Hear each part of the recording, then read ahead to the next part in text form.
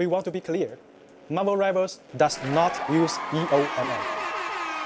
Hello YouTube, it's Little Derek.comics back with another video, and today we are going to be looking at Zhiyong's interview where he talks about the whole EOMM debacle. So if you don't know, EOMM stands for Engagement Optimized Matchmaking.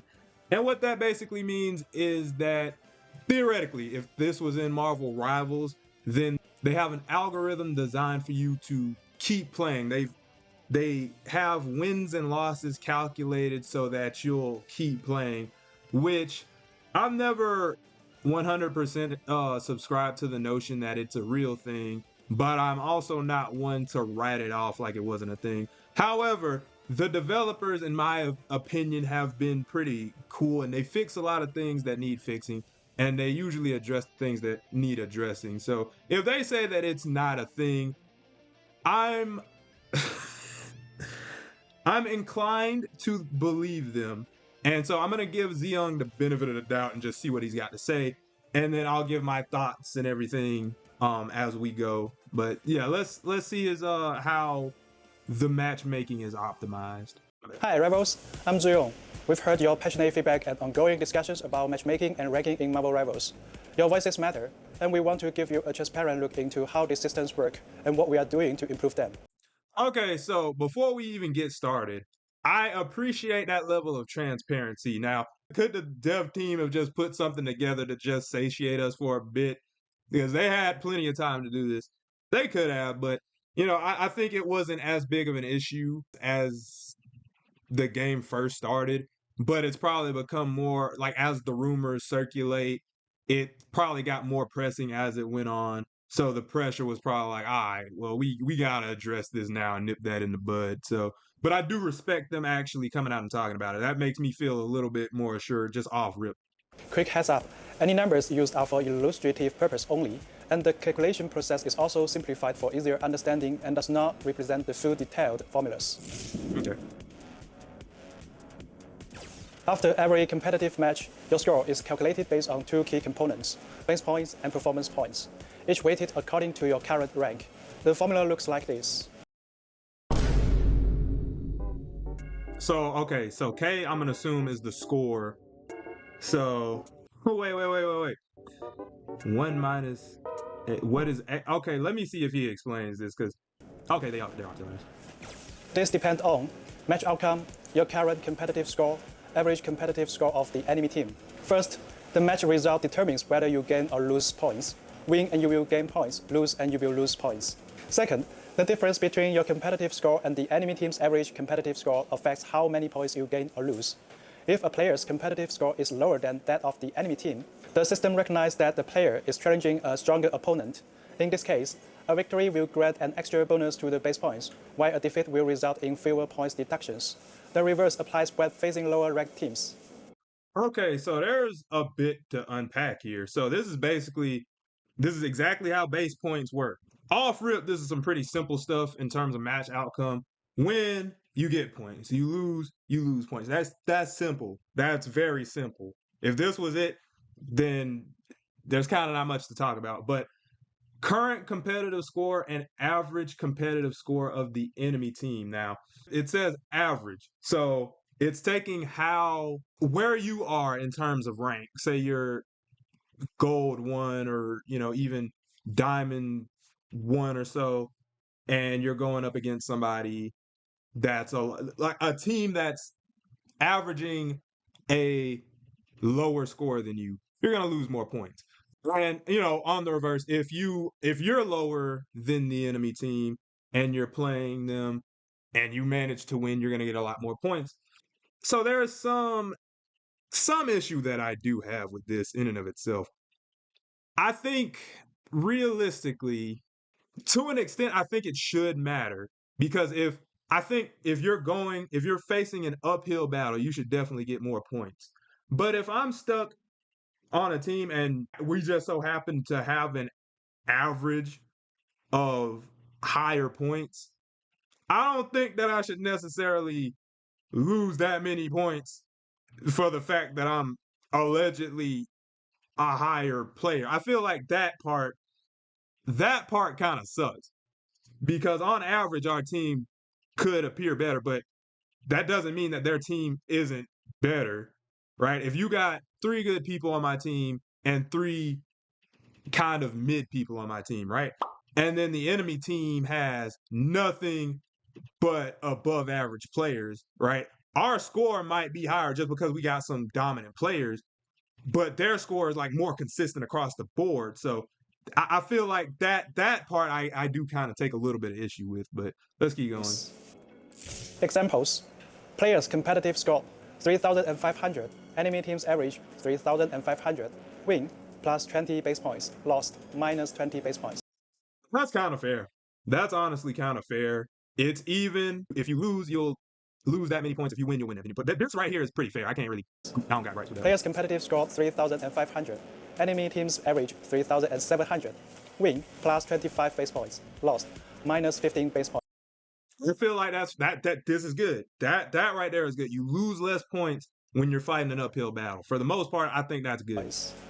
Players' competitive score 3,500. Enemy team's average 3,300. Win plus 15 base points. Lost minus 25 base points. See, that's where I kind of take issue, right? Because this is a team-based game. If this was something like, say, Street Fighter or something like that, that's fair because it's a 1v1. If I lost, I lost. That's fair. If I, you know what I mean? If I'm fighting somebody that's that much lower than me and I lost to them, it's either they're really good or I'm really bad. It'll kind of determine what rank I'm on. But when there's 5 other people on my team that are a factor and 6 other people on the enemy team that's a factor, that's 11 other players determining the outcome of this battle, and that will determine me losing 10 points less than I would have gained. And it's like I'm not even mad that I lose 25 points. I'm upset that I'd only gain 15. I think that's what hurts. When you win, it doesn't feel like a win. It's like anytime I win and I'm like right there on the verge of ranking up, it's like I get to 99. And it's like, I think this, just going off my raw emotion, this right here is what I don't like. Everything else is fair. This, me only being able to get 15 points because I'm slated to win on a team is kind of crazy. This is what really I see these numbers and I see it. That's exactly how it happens. And I don't like that. That could be on me. That could be a skill issue. I will take that. But it's a little wild that much of a difference. I feel like you should lose the points for losing, but I feel like you should be gaining points still from winning. I don't know. Maybe that's just me. This reflects your individual performance tailored to your hero's role. Performance points reflect how well you played during the match. Because heroes in Marvel Rivals have widely different powers and roles, we don't just tally up stats. Even if 2 players contribute equally to the outcome, their raw stats may look very different depending on which hero they played. Instead, to accurately evaluate your impact, we use several steps to calculate performance points. For each hero used in the match, we normalize match stats to a per 10-minute value and convert that into a single performance value. We compare that to the average performance value for that same hero at your rank, also per 10 minutes. That gives a hero-specific performance coefficient. The better you perform versus the average, the higher your coefficient. If you played multiple heroes, we time-weight those to get your match coefficient. We then compare your performance coefficient to your team's average to determine your final performance points. A lot to break down there. So normal stats.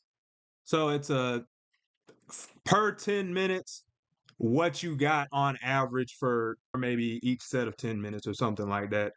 So this is basic on average, how many kills, how many deaths, yada yada, whoop whoop, etc. that you get in the match.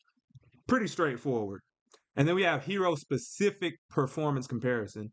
They're taking an average performance value of that hero at your rank. So basically, whatever anybody else in your rank is doing with that hero, so the hero hot list and stuff like that, things like that, basically similar to that. Whatever happens on average at your rank for that character is partially how they'll evaluate this. And so say you're playing Jeff or something like that. If Jeff averages less kills and say maybe more deaths than you're having on your team, you're going to get more points. Aggregate. All right, so when you switch, they'll kind of take in the time per each character. So I want to say each character will get an average, and they'll kind of take all those averages of those characters and I guess average that, and that'll be your coefficient.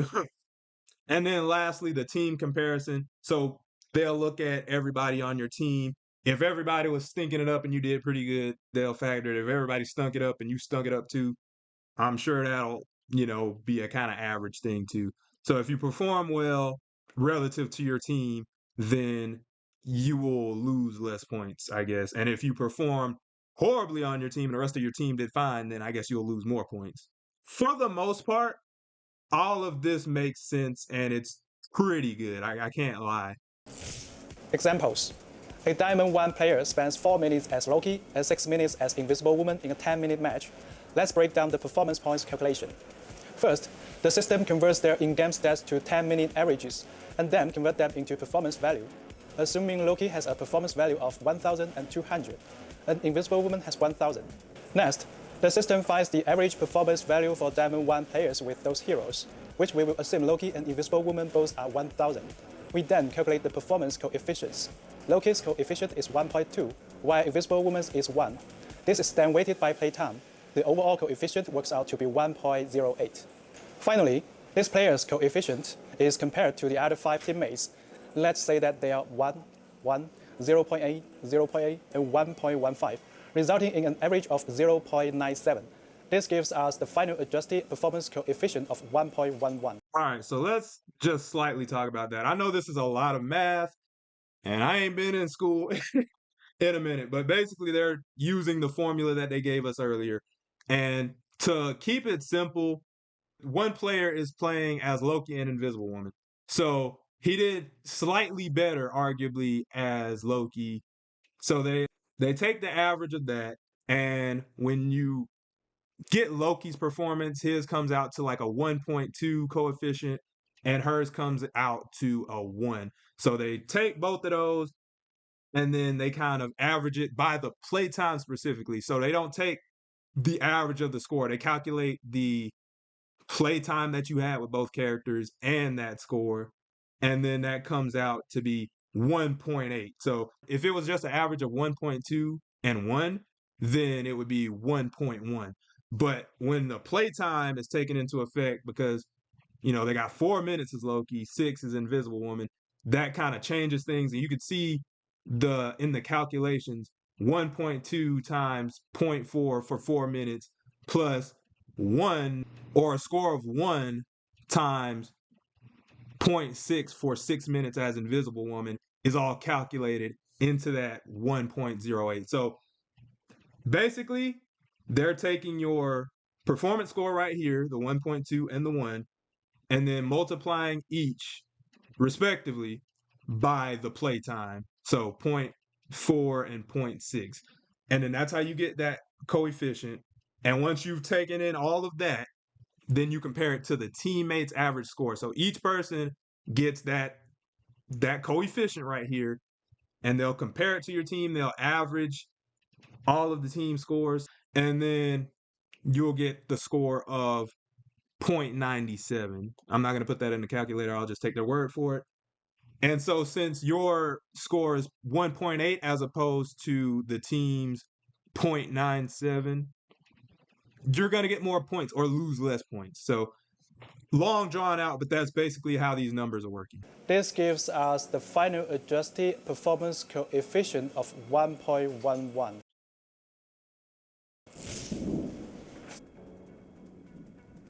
Once both your base points and performance points are calculated, your final score is determined by weighting these two parts.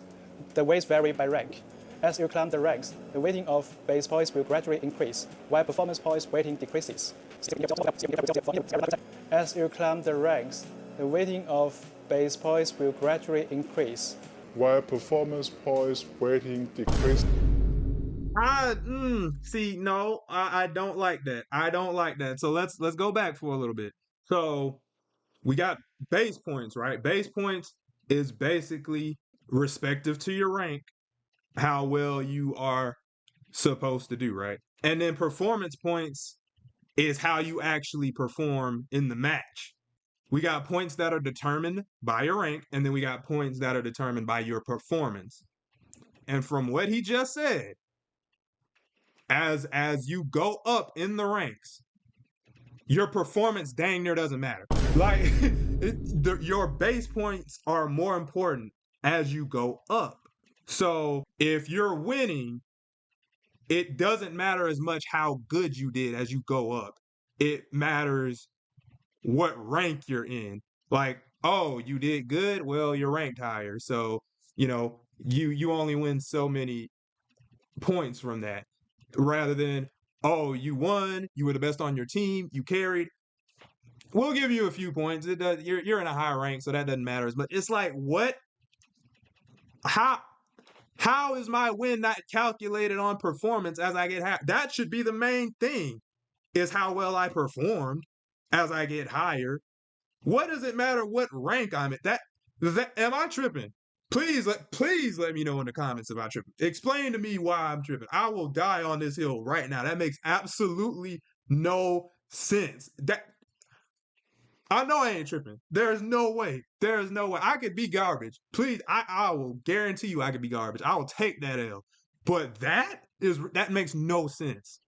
In lower ranks, performance points have a higher weight to help skilled players rise faster. Higher ranks shift weight towards base points for consistency. It's so backwards. That is so backwards. So you're telling me at the lower ranks, I get rewarded for performing well, where I'm supposed to perform well if I'm a higher rank. But in the higher ranks, you're judging me based off of if I won or not. You're basically saying that if I didn't win in my respective rank, then I deserve to lose those points just for being in that rank. That kind of makes it, that halfway makes sense if you didn't nerf my performance. That doesn't make sense. That right there is a flaw. That is a huge flaw. And he just said it so casually too. Like, oh yeah, it's just, you did well, but we're not going to give you as many points for that because you should do well, which to an extent makes sense. But that's horrible. Why even perform good? If I got carried, then it makes all the same. The point difference would be negligible the higher that I get. Oh my gosh, Dad. I'm so glad for the level of transparency here, but it's actively just ruining my day because it's like, okay, it's facts. It's fact. The more he says, the more I'm like, this is not EOMM. This is just a bad matchmaking system, which is kind of what I thought in the first place. But the fact that he's confirmed it, let's continue. Example, a player wins a rank match, earning 20 base points and 30 performance points. If the player is in silver, with a base point weight of 0.4 and a performance point weight of 0.6, the final score gained is 26. If the player is in celestial, with a base point weight of 0.7 and a performance point weight of 0.3, the final score gained is 23. So right here, I wish they would have used similar stats because these are a little bit different.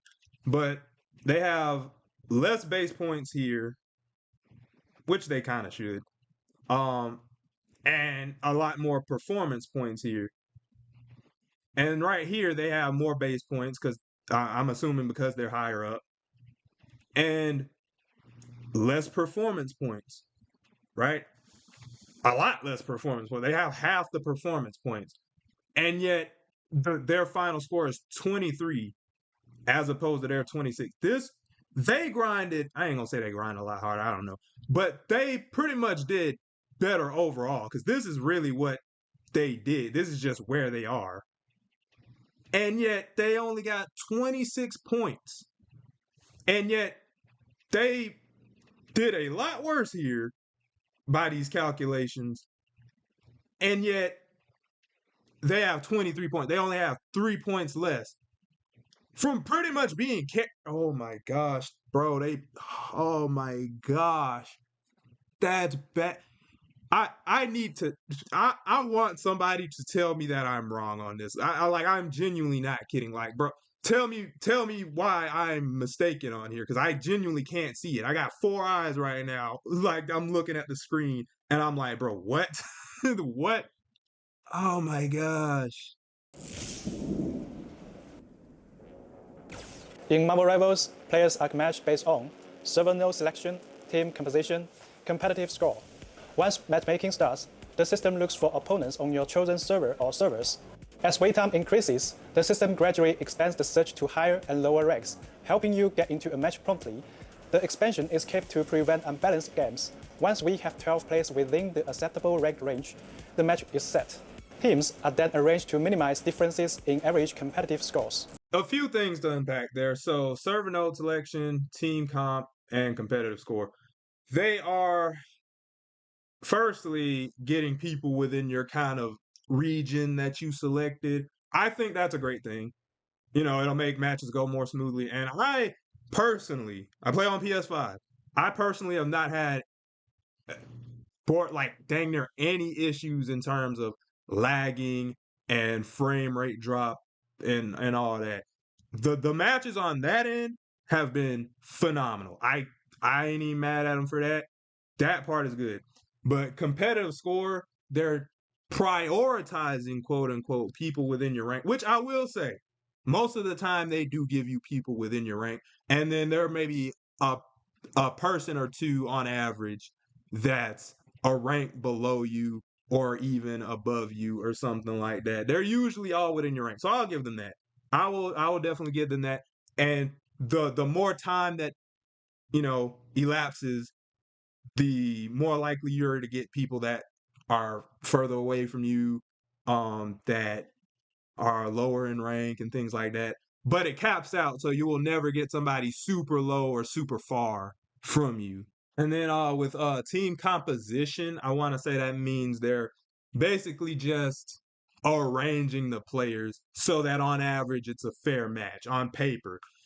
Honestly, that in and of itself ain't really an issue. I think all of that comes together pretty well. That's pretty much when you see the match start, that's exactly what you get. This is all right here. And it might take a long time to do that because sometimes it might take a minute to find all of that within the cap. So that's fair enough. That part I can't really complain on because that's really how it should be. Team matchmaking is based on team size. For fairness, a 6-player team will only face another 6-player team. Finding an exact match can take time when taking into account all the factors, like competitive scores, server selection, etc. Since launch, 5-player teams have been disabled to protect solos. For other team size, the system opens up to more combinations as wait time increases. Take a 4-player team, for example. The first system tries to match with another 4-player team, but if none are promptly found, it will eventually expand to mixed teams like 4-1-1 versus 3-2-1. Okay. I didn't even think about that. So they're talking about when you stack, right? If you have a team of 4, you're usually not going to be prioritized to go in a 3-2-1 team, or if there's 2 sets of 3 stack on one team, you're probably going to go against another set of 2-3 stacks. So that makes sense. However, like he said, you can't always get that. With these different team comps and people playing with their friends, it's a lot harder to match you up fairly with a set of 4 or a full team than it is to put you against just a random team, because it could take forever to find certain matchups like that. So I'm not entirely mad at that, but I will say it does suck when you're solo queuing and you got to fight a team of 4. I will say that. And then also, obviously, there's no 5-player teams. Which honestly, me personally, if I solo queue a lot, I wouldn't mind playing on a team of 5 players. Is anybody against that? Like, let's put that in this video right now. I feel like this video gonna do good, but with a team of 5 players, I wouldn't mind. I wouldn't complain. Let's let it rock. I'm gonna lose anyway. We see how this matchmaking goes. Longer waits means broader competitive scores ranges, and reaching the upper limit of the range can result in a difference in scores between the two teams. From the matchmaking results, this would appear to be an unbalanced battle. However, tightening the rules would mean much longer waits and a bad experience. This is the core challenge, balancing matchmaking quality and speed. Okay, so what he basically said right there is that, they could prioritize it so that you only battle against people who have, say, 4 teams. So if you stack with 4, you should only be going against stacks of 4, but that would take forever, which he's right. He's right. I'm not really complaining about that. I can tell sometimes when I'm going against a stack, you get rolled. Like it's not the most fun experience. I ain't gonna lie to you, but I don't think that's a huge issue. That's not a complaint I really have. Sometimes you just get rolled. I think with this being said, though, like I said, I would not mind running a 5-1 team. I really do not mind running 5-1. I think they should test it. I think they should let 5-1 rock and see how that goes. I bet you that'll be a better experience because you're playing with dang near a full team. You have a full team plus 1. It's like, hey, welcome to the team. I don't have to communicate. Y'all can communicate without me. I'll do my own thing. But yeah, let's keep going. Team kills make this speed versus quality trade-off more noticeable. At higher ranks, there are fewer players and they are spread across different servers, so this happens more often. So, after careful review, starting in Season 3.5, with temporarily restricted teams of 4 or 6 players from matchmaking at higher ranks, where their balanced matches are harder to find. That makes absolutely no sense. Like he sat there and explained it, and I didn't make any. Let's run it back one time. Let's break it down slow. So, after careful review, starting in Season 3.5, with temporarily restricted teams of 4 or 6 players from matchmaking at higher ranks, where their balanced matches are harder to find. That's a load of crap. I'm sorry, that's a load of crap. You restricted teams of 4 and 6 from Plat to GM. Those are not that high of ranks. Yeah, they act like y'all are acting like gold is a medium rank. That's low elo. That's the top. Gold 1 is top of low elo. Borderline not low elo, but everything below gold 1 is low elo. What are we talking about? How does gold 1 to GM, not even gold 1, how does Plat 3 to GM 1, I believe, how does that have anything to do with things like Celestial? Like, how does that have anything to do with the matchmaking times being slower? I genuinely believe he's not doing this on purpose, or just the dev team in general, but that doesn't make any sense. Like, I get the idea that, okay, it's harder to make people fight full stack teams and 4 stack teams when you're on a team of, say, 2 stacks or something like that. But this ain't the move, dog. Like, bro, that you're taking some of the only consistent ways to rank up as a team and making it harder for everybody else. Because now you're making it so that the people who are ranking up will have a harder time. I've played in 3 stacks versus 4 stacks. 4 stacks is way better. You're halfway decent with 3, but you are amazing with 4. Like, it's amazing. I think, this is me personally. I think y'all should just have 5 stacks in the mix. I think you should. Please, I think there's very few things that I can nitpick on here. I think the point system in terms of performance is a bad idea. And I think that 5 stacks should be a thing. Let me know how y'all feel about that in the comments. Let's Moving forward, we will continue to explore new solutions to better meet the diverse needs of players. To help you better understand how the matchmaking system works, here's an example scenario. Suppose player A teams up with player B and player C to queue for competitive. In this scenario, player A is Diamond 1, player B is Diamond 3, player C is Platinum 1. The average rank of this 3-player team is around Diamond 3. Then select only the Oregon server node for matchmaking. Since there aren't enough teams of the same size and rank in the queue on this node, the matchmaking system gradually expands the search range as time passes. After 5 minutes, the system finds 9 more players who meet the criteria. These 9 players include another 3-player team with an average rank of Platinum 1, a 2-player team with an average rank of Diamond 2, and 4 solo players, player D, Diamond 1, player E, Diamond 2, player F, Platinum 1, player G, Diamond 2. To ensure fairness, the system first places the 2 3-person teams on opposite sides. Then, the remaining team compositions are Side A, 3-player team plus 2-player team plus 1 solo player. Side B, 3-player team plus 3 solo players. Now, the exact team split is determined by the solo players to make both sides' average ranks as close as possible.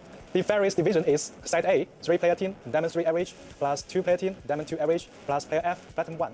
Side B, 3-player team, Platinum 1 average, plus player D, Diamond 1, plus player E, Diamond 2, plus player G, Diamond 2. In this scenario, there are still notable rank gaps within each side. For example, Side A's player F, Platinum 1, and Side B's player D, Diamond 1, each have a 2 to 3 division differences from their teammates. This means there can be internal team imbalances. Assume, once the match begins, the role selections are as follows. Side A, the 3-player team picks a Vanguard, player A, Duelist, player B, and Strategist, player C. The 2-player team chooses a Vanguard and a Duelist, player F. A Duelist may stick with his preferred role instead of filling the missing Strategist slot. To balance the team, the Duelist player B from the 3-player team fills as a Strategist. Side B, the 3-player team picks a Vanguard, Duelist, a Strategist. Player D picks an additional Strategist, player E picks another Vanguard, player G picks another Duelist.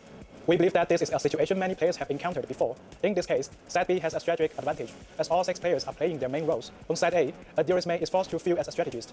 Okay. He brought up something very important that I didn't really even think about. So, you know, he kind of mentioned the kind of disparity between ranks sometimes when you have this. I don't think that's as big of an issue. And I will probably bring this up later, I've fluctuated between gold and GM in every season. I kid you not. And that is a huge issue for one. Like why am I in between both ranks at any given time? That ain't just like right next door neighbor. That is like that's about 9 divisions, dude. Like what are we talking about? But for the most part, I don't think that's I've been in matches where I've been in 2 or a few ranks below. Say I might have been in platinum, somebody else is in that. It ain't really matter for the most part as long as the team was straight. So I don't think those matter as much. However, one huge issue is people not being able to play their primary role.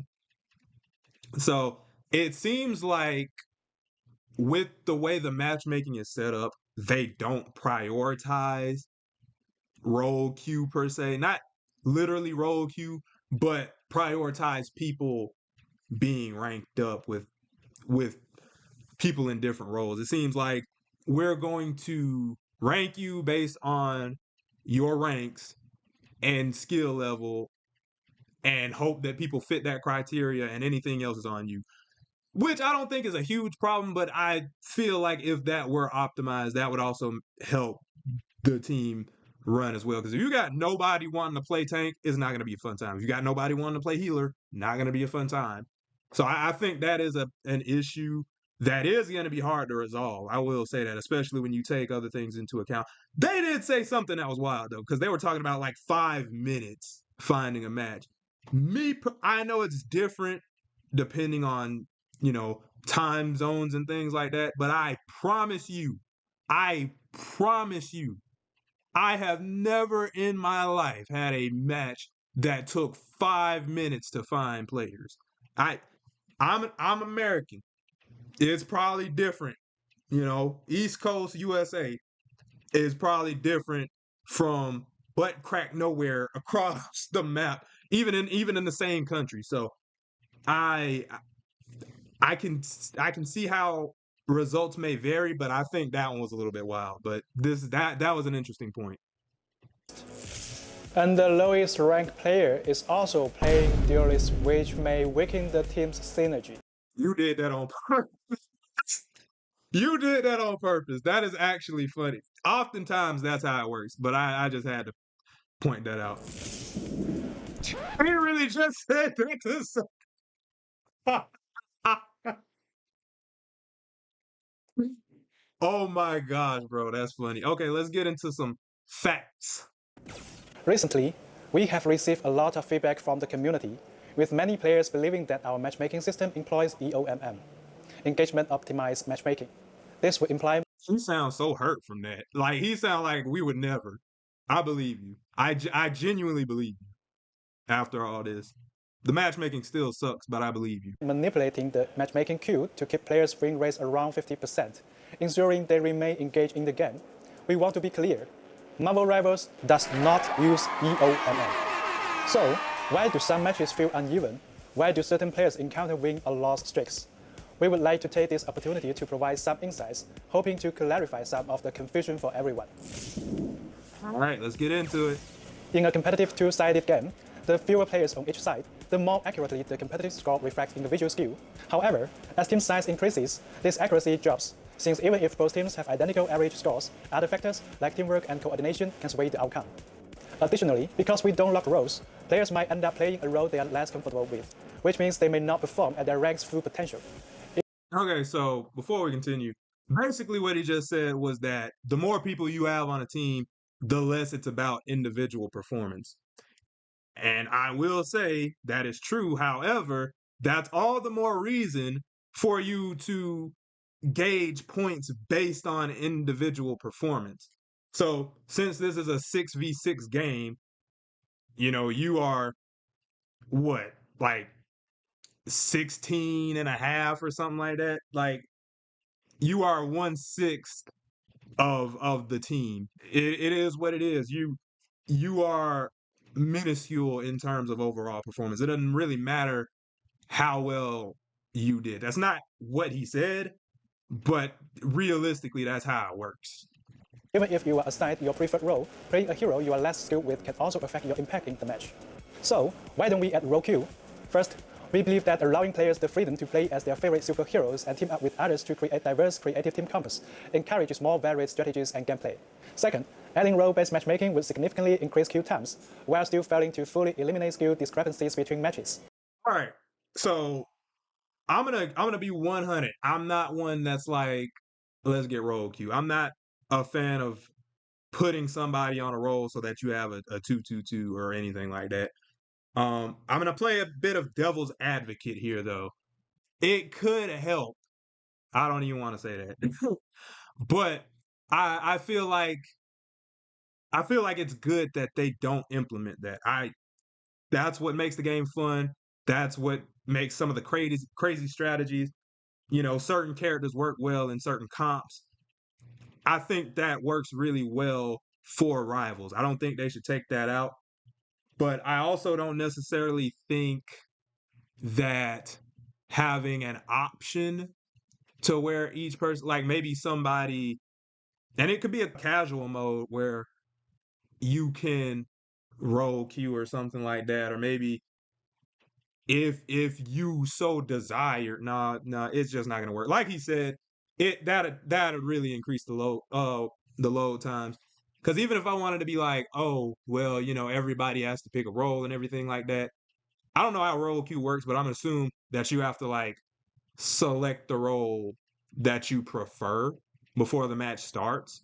And so that could decrease, because if you play with people that want to play DPS, you're gonna have a hard time finding that, because everybody wants to play DPS. So I get them on that. I feel them. Where there are choices, there will be differences. Objectively, it's quite challenging to have an equal number of players across the three roles. To strike a balance between matchmaking speed and fairness, the competitive score ranges for each role would have to differ. Roles with fewer players would have lower competitive score thresholds, while roles with more players would require higher thresholds. This, in turn, will lead to greater variance in match quality.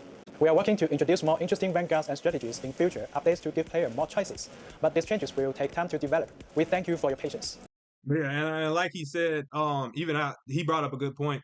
Even if they add role queue and even if wait time wouldn't really a factor, with so many DPS, the amount of skill you're gonna have for the rank is gonna be a lot higher. So a diamond DPS in a role queue situation will have to work a lot harder than a diamond DPS under like the current kind of matchmaking system. So that is a very good point. And then you'd have people who are like tanks or something. Like when people don't want to play tanks, you're gonna have all kind of tanks just because you don't have them. So you're gonna have to put sorry people on certain teams in role queue just because nobody wants to play that queue. So very good point. I didn't even think about that. We are constantly analyzing feedback and refining our systems. Your trust and input help us shape a better experience. Thank you for being part of the Marvel Rivals community. We are excited to keep improving with you. Okay. And that was pretty much the whole kind of rundown. So what are my closing thoughts? One, the matchmaking, there is no EOMM, okay? Or at least they've provided a solid enough case to where I don't think they're trying to force a win or lose on you. They could, because realistically they could say that, but I truly believe that they aren't trying to force wins or losses. I think the matchmaking just sucks. Even if they are trying to do that, matchmaking sucks. All right, it does. They've laid it out right there. They might not know why it sucks, but it does. So first off, it should be performance based. 100%. The biggest gripe people are giving you is that it's not skill based. And when you factor in performance less at higher ranks, I feel like even if you left it alone and just have it consistent throughout the ranks rather than it being more important at the higher ranks, that'd be fine. You could have it so that I think if you had the base points as a heavier factor at the higher ranks and kept the performance points consistent throughout each rank, I think this would be way better. But when you cut out the skill that is a part of what is supposed to be a skill-based mode, even though they never called it that, that's what it should be. It defeats the purpose. It's counterintuitive. That is the biggest crux right there. Why would you do that? That makes absolutely no sense. Like, bro, that makes no sense. It's right there. Video over. But certain other things, I think like I said in the video, I think they should also have it so that they should have teams of 5. The whole thing is different team comps. I think you should have an option so that if people don't want to be in a team of 5 on 1, that should be the case. But I don't think you should just eliminate that entirely. I also don't think you should cut it down to 3 players. And flat to GM? That makes no sense. Even when he said that made no sense. I'm like, what? That make Let me see. What else? I don't like that. Oh, I'm in a higher rank, so my performance doesn't matter. It just matters that I win. That takes a huge element out of it because you're just expecting me to just magically get wins from being on a team of people who are supposed to be as good as me. They half the time they aren't, but they're supposed to.